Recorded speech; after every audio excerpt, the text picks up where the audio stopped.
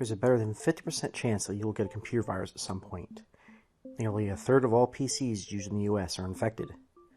Over $2 billion is spent annually on the cleanup and damages from these virus infections.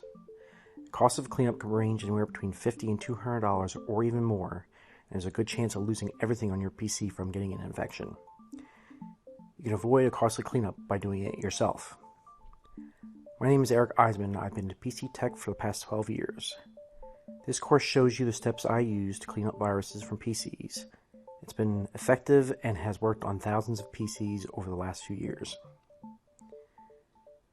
In this course, I'll give you the tools and show you step-by-step how to remove a virus. Start out by how to boot from a CD or a USB drive even if your PC won't boot to Windows, how to download all the software you need for free to perform the cleanup, how to start the cleanup before booting into Windows, and how to boot into safe mode, how to run all the tools and remove what they find. So whether you're currently infected or you just want to be prepared, it would be a wise choice to invest in this course.